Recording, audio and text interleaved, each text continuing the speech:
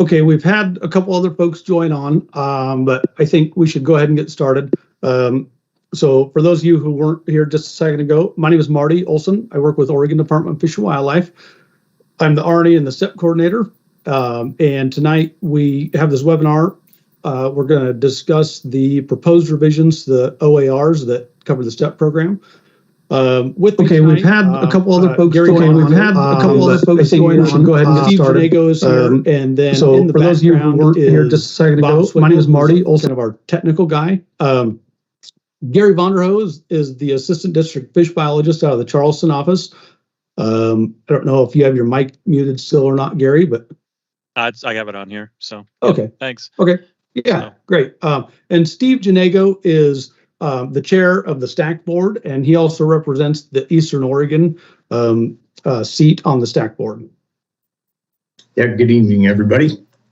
Thanks for joining in with me, guys. I know both Steve and Gary have done a tremendous amount of work on the revisions to the OAR, so thank you guys for that. I appreciate the work you've done on that. So, Gary, I think you are going to share your screen. I guess I can't see that right now. There we go. Okay, perfect with me, guys. So hopefully everybody can see that.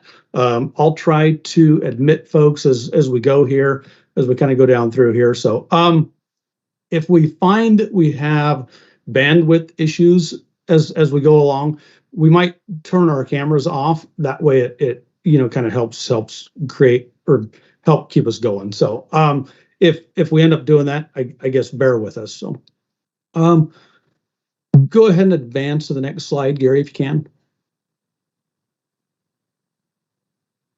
So for questions and comments tonight, we have the chat disabled here, but the questions and comments, if you have those, please log on to this link. The link is actually, I put it in the chat of the presentation here, not the presentation, but the webinar here. So you should be able to access it there. You can also find the link comments to submit the questions on the STEP page of the ODFW website. The link is also posted on the news release that went out, and I believe it's posted on the ODFW Facebook page. So several places to post your questions and comments. I also want to let folks know that the webinar tonight is being recorded. It'll be streamed on YouTube, so that way we can have that for later on. And then if folks want to watch it later on, they can log on and watch that. So, like I said earlier, it's just the webinar is we're going to go through here, go through the slides. Gary's going to help present some of this stuff. So is Steve. So we're going to kind of take some turns going back and forth on this. So go ahead, Gary, to the next slide. So to kind of get started here, one of the big questions that has kind of come up through this whole process is, why are we updating the STEP OARs? And the reason for that is back in 2020, the Oregon Fish and Wildlife Commission asked for specific rules for the Salmon Trout Advisory Committee. So we started working on that. And then the Fish Division asked if certain programs could update their OARs. And for example, the STEP program was one of those. And the Fish Passage program was also one of those. The Fish Passage program just wrapped up their OAR revision process. We're still working on our process here, so we want to make sure we give everybody an ample chance to provide feedback and have their testimony heard. So the other reason is the STEP OARs have not been updated since 1986. So we all know that there's been a lot of things that have changed in the last 36 years. Back then, the ESA listings were not in effect for salmon and steelhead.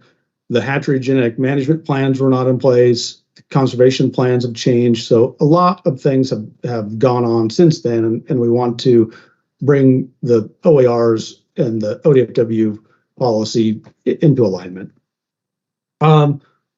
So like I just said, we really are trying to provide the consistency with current department policies, and that way the OARs and the current policies don't conflict with one another. Go ahead, Gary.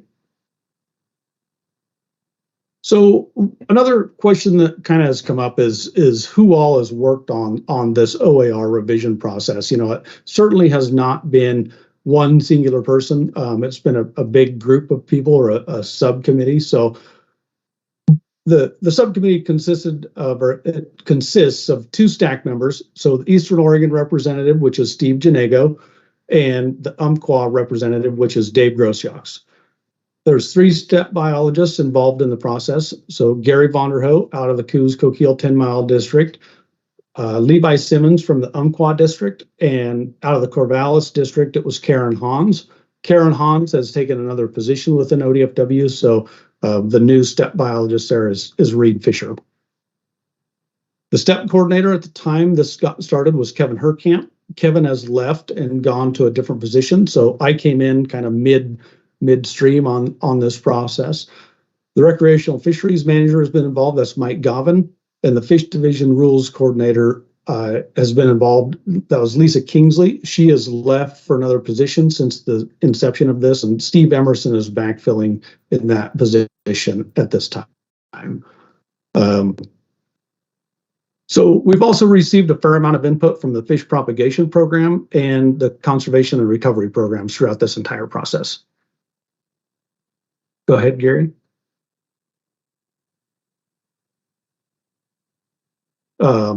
Steve, I think I'll turn it over to you for now. If you want to kind of take over from here, that'd be great. You bet. Thanks, Marty. Thank you. And thank you, everybody, for joining us tonight and sharing your time with us. It's been quite a journey as we move forward here with our subcommittee working together and working hard. I can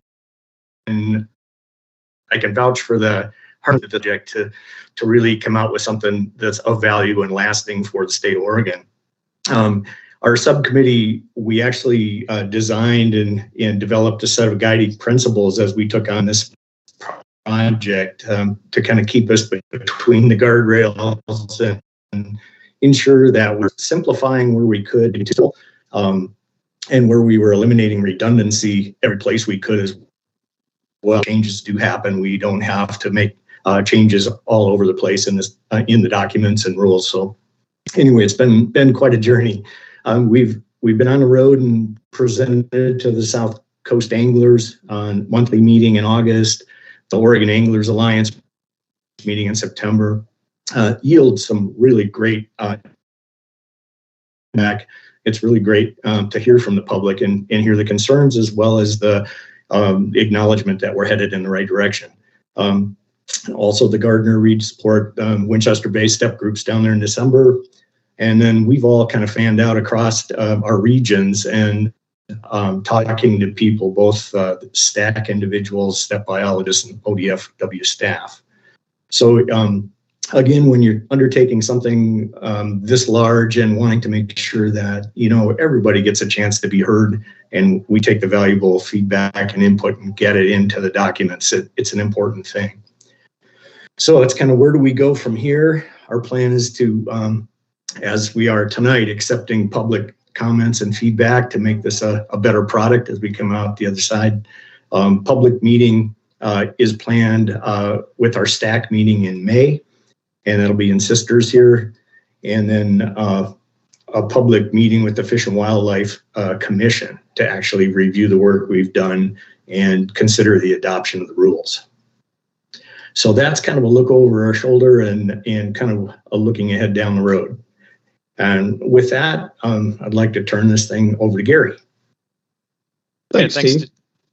Sorry, Gary, go ahead. Oh, thanks, Steve. Thanks, Marty. So I'm going to get into kind of what are the proposed changes here. So we got several slides here to kind of go through.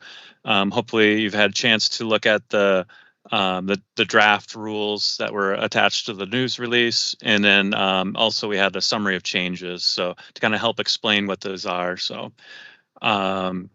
so to kind of just start off, one of the first proposed changes is under the section of the definitions, and we're going to kind of do this by sections. So we're looking to add definitions that will help clarify some of the proposed OAR writing in here. So the words like acclimation committee, which is will stand for the Salmon Trout Advisory Committee, mark, which is like a fin mark, and then also stocking. Those are some of the new definitions we're proposing. We're proposing to delete 6 redundant definitions, which are commission, department, enhancement, rehabilitation, step, and supplementation. These are all important words that are in the current OARs, and they're also in the proposed OARs. What it is, these are all definitions that are also found under the definitions for fish management and hatchery operations. And under the proposed definitions, the first list is look at definitions under the OAR 635-007-0501, which is those definitions of fish hatchery or fish management and hatchery operations. So these 6 definitions will continue to be part of the process here. We also are looking to delete a couple definitions. Broodstock development project. That's a terminology that we just don't really use anymore. And then also life cycle. Life cycle is a term we use all the time. It's just not in the proposed changes for the OARs. That word life cycle just doesn't used anymore in that. So brand new to the OARs is the proposed for the Salmon Trout Advisory Committee rules. So these rules define, who can be a committee member, how many members there will be, and in what regions they cover in the state. Also, part of the rules are the guidelines for the committee to select officers, and then also like the guidelines of how they cannot receive money for this other than for reimbursement for travel to meetings, the STAC public meetings. So also we have brand new is for meetings, for the STAC meetings themselves, rules on that. And that's pretty simply just it establishes how many meetings a year that STAC must have, and then all the meetings are open to the public.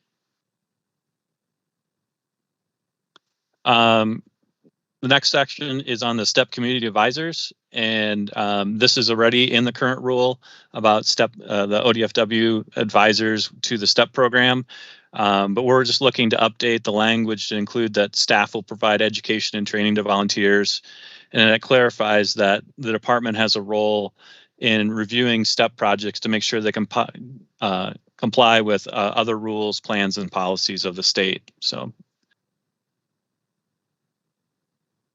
The next section is the program volunteers. This is a new section, new proposed section.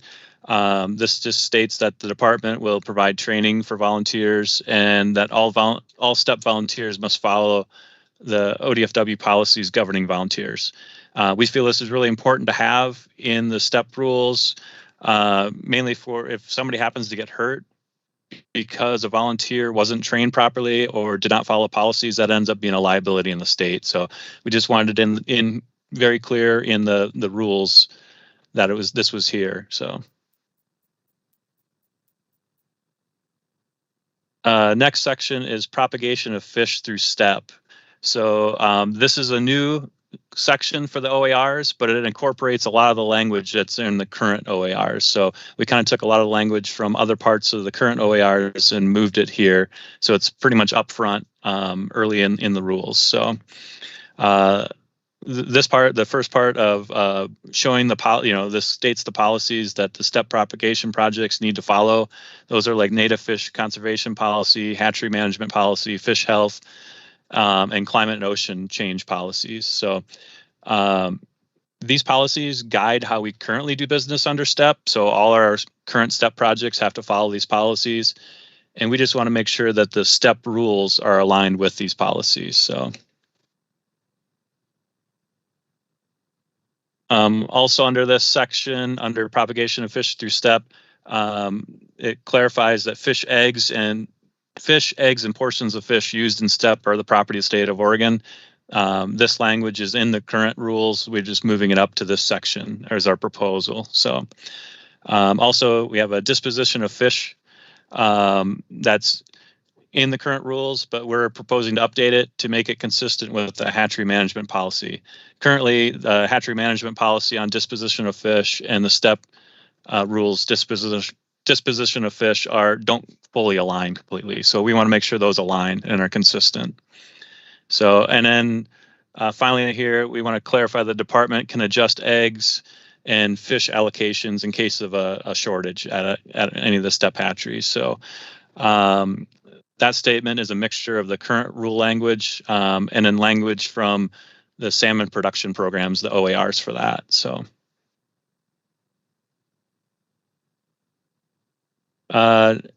next section we're going to move on to is the STEP project application.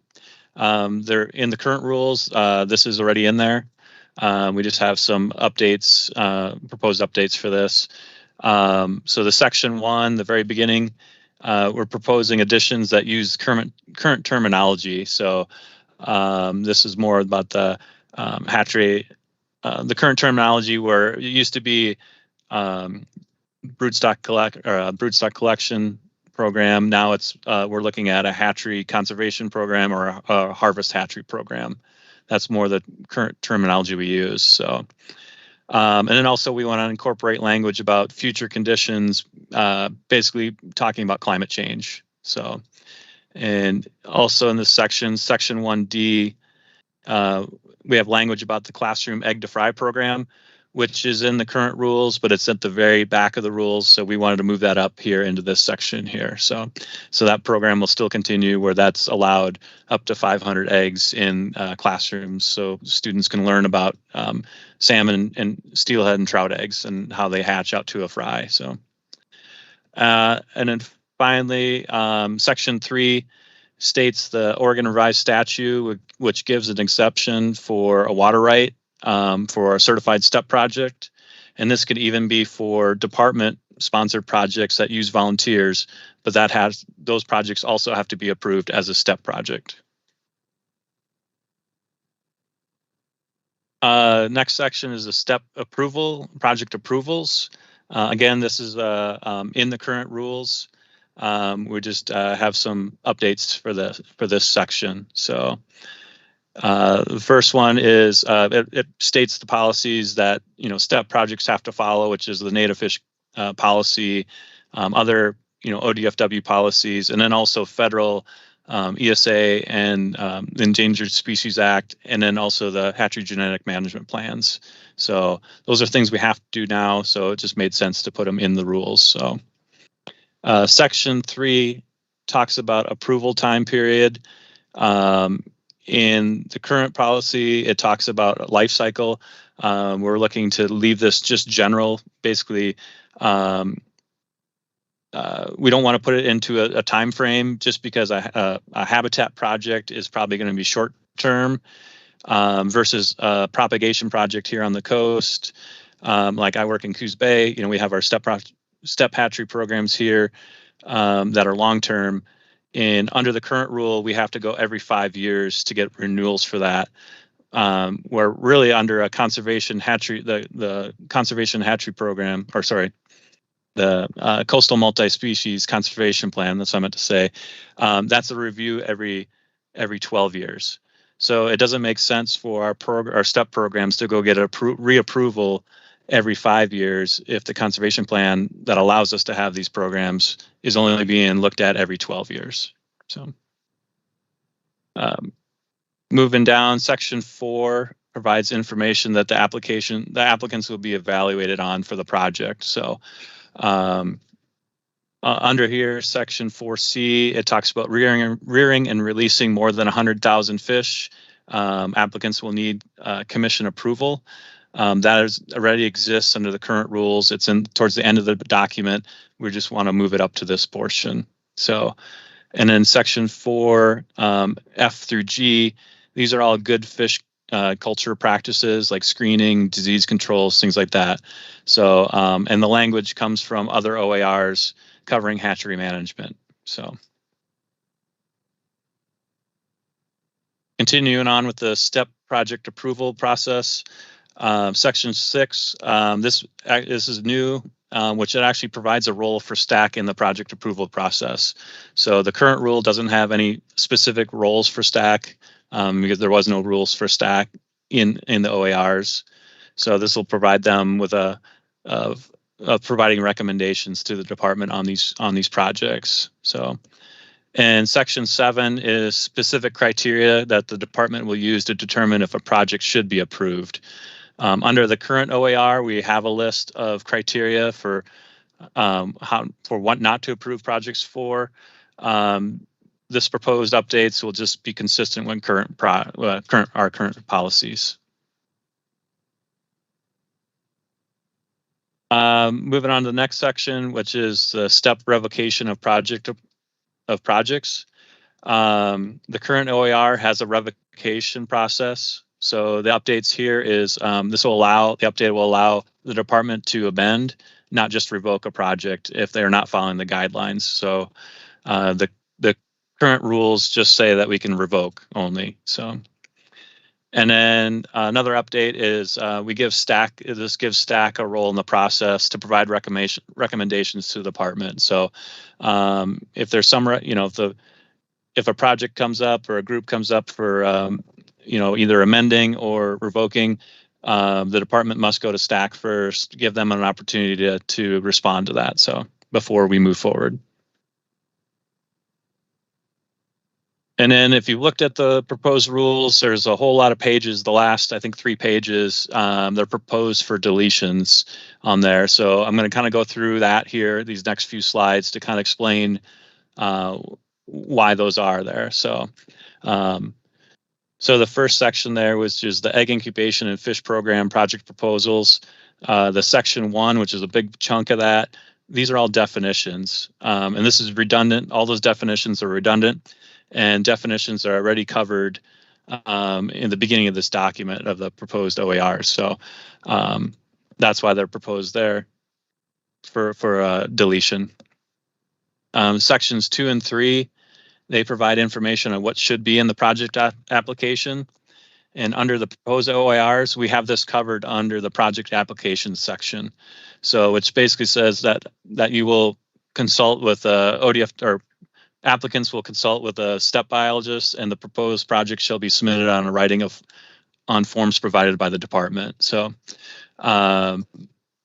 it's really important that you have the name, application, the project, the locations, things like that. Those are things that we will have on the project application. We just didn't feel it was super important to have in the actual rule itself.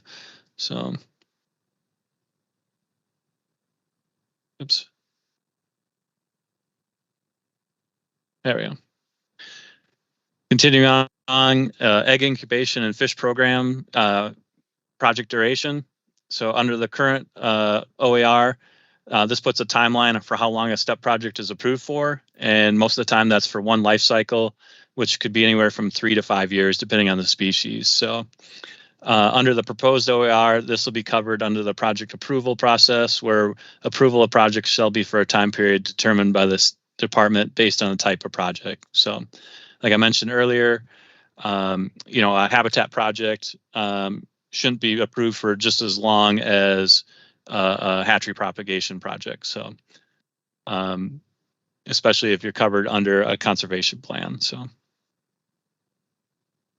next section is egg incubation and fish program, number of fish released. Section 1 talks about the number of fish authorized for released, which this is covered under the proposed up above project approval. So. This really kind of points to the policies like our conservation plans on basically setting the amount of fish to be released. And also we want to make sure the production meets criteria shown in other approved programs. So if you're proposing a project that's really similar to a neighboring project and it works there, then you should probably follow the criteria consistent with that. So, and then section 2 is deleted, which is the rearing or releasing more than 100,000 fish without commissioner approval. This was covered under the proposed project approval process up above. egg incubation, and fish program general considerations. Section 1 basically said on here it was unlawful to transport, possess fish eggs without department permit. This is covered under the propagation of fish through STEP. So that's one of the new sections that we're proposing. So we're just moving it up to there. Section 2 and 3 that are proposed for deletion talks about the use of wild fish in broodstock. The use of wild fish is covered by on the coast here on our conservation plans and also through our hatchery genetic management plans. Those are the two plans that kind of lead the way of how, dictate how we can use wild fish and how many we can use. So section 4 is in the event of an egg shortage. This is covered by the proposed fish propagation of fish through STEP. So we just moved it up that way. And sections 5 and 6 talks about eggs and fish are property of the department and must be disposed of as directed by the department. This is also covered earlier under the proposed propagation of fish through STEP. And then kind of wrapping up the last section that's proposed for deletion is the egg incubation and fish program disposal of fish and fish products. This is the disposition of fish. That is covered under our proposed propagation of fish through STEP to make it consistent with other OARs. So as you kind of see, those 3 pages that are proposed for deletions, they're not really deleted. We're just kind of moving it earlier in the document. So, and that is a quick wrap up of our proposed changes, and we will take any questions or comments. So, and again, here's the link to the WUFU account. So. Thanks, Gary. Thank you. So we did have a couple questions come in. The first question is Gary asked if this was being recorded, and yes, it is being recorded.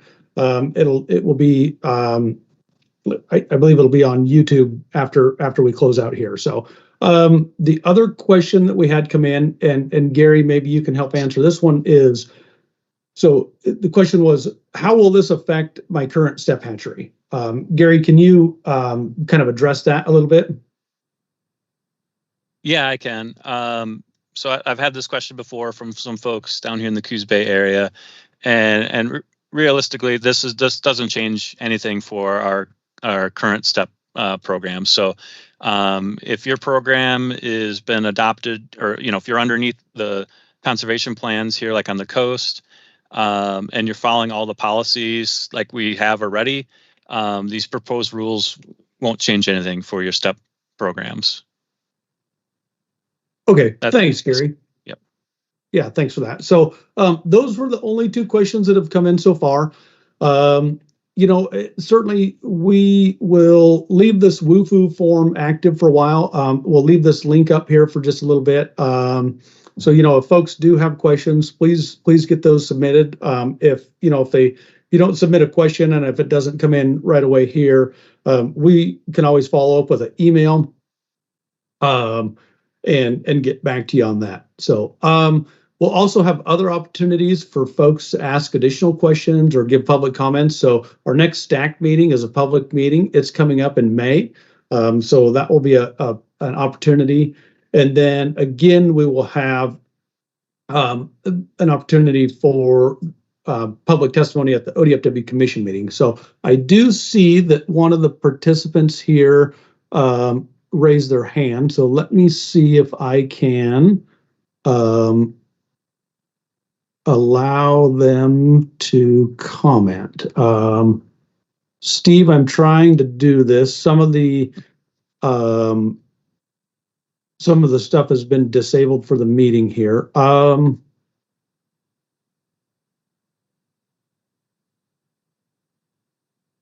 Bear with me just a second. Okay.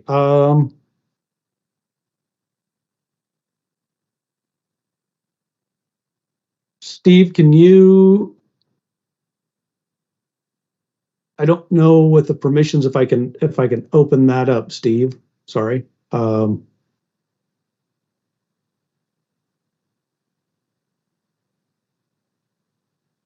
Yeah, I'm not able to do that right now, Steve. Sorry. Do you have? Can you unmute your mic from there, Steve? Yeah, I'm unmuted. Can you hear me? Oh yeah, now we got you. Yeah, you're good. So. Okay, I was just waiting for you to. You had control. I figured you would unmute me when you had the control. Oh, okay.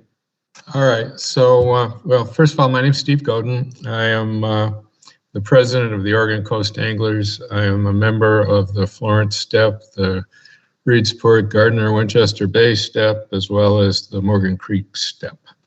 And I have some comments. I have a question first. And that question is, when would this be reviewed and then approved by the commissioners? So we don't have an exact commission date yet.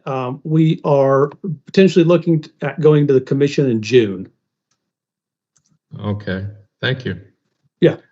All right, so I was at the review that Gary had with the Gardner Reedsport Winchester Bay Step, and he heard some of my comments there.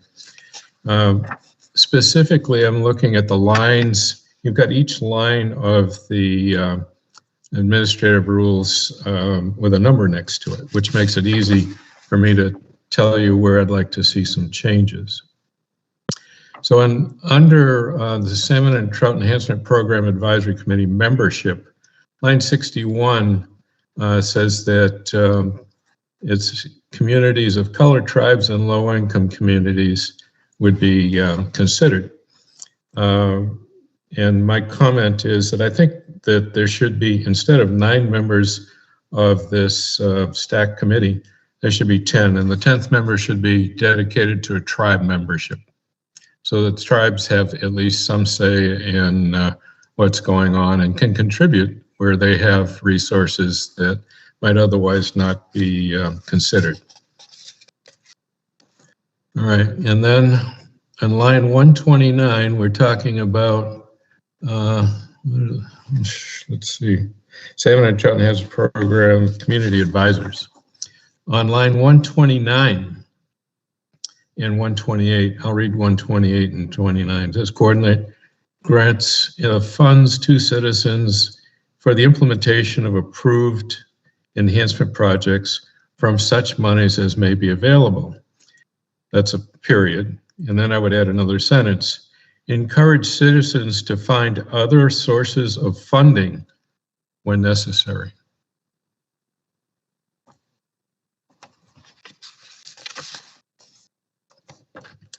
And then, yeah. Oh, sorry. Go ahead, Steve. All right. If you want to comment, that's fine. Oh, no, that's okay. Go ahead. All right. And then trying to figure out where the heading is for this one. It's line 249. There's nothing. There's a blank line.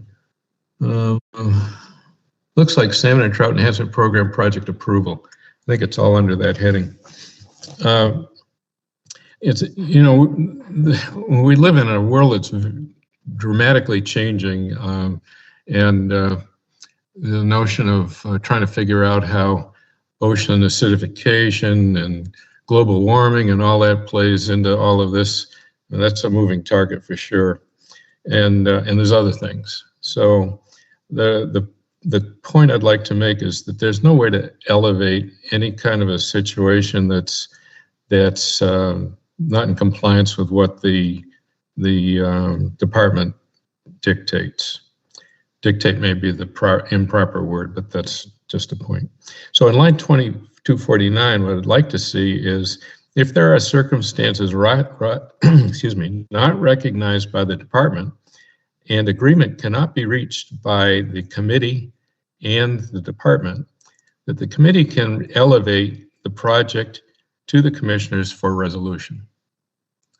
So that would give right now, there's no way to, if the department says no and there's some other considerations that aren't being given proper attention, that's a dead duck. But if you had an opportunity to elevate to the commissioners, then the commissioners might have a different point of view and take some other considerations into place that might approve or lend some help in getting a project approved that might otherwise not be. So those are the changes I'd like to see, and I just thought I'd make those comments. Since it is being recorded, at least you've got this in your Sure. library. Okay. No, great. Thank you, Steve. Thank you. Yeah. Okay.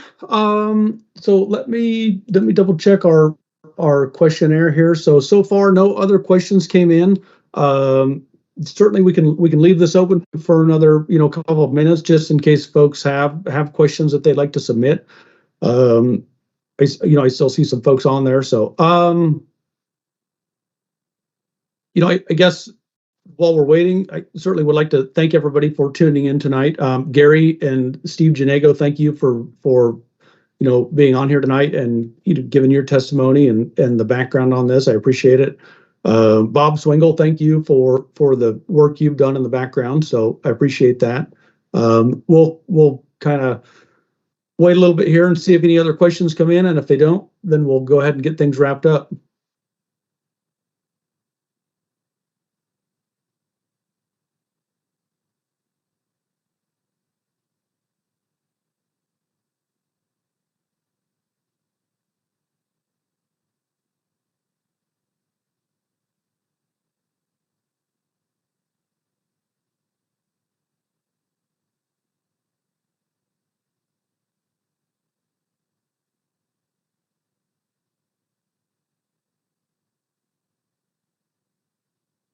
You got Leonard that popped up. Oh, sorry. I thought I seen him put his hand back. I seen it come up, then it went back down. So, Leonard, are you there? Sorry. Oops, did we lose Leonard?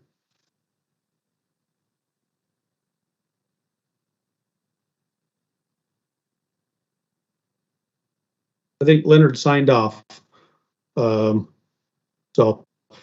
I'll follow up with Leonard after the meeting here. I don't see any other questions coming in, so I think we'll go ahead and close things up. We'll wrap it up. Again, thanks everybody for tuning in. And if you have any other questions, certainly give me an email. We'll talk to you later. Thank you.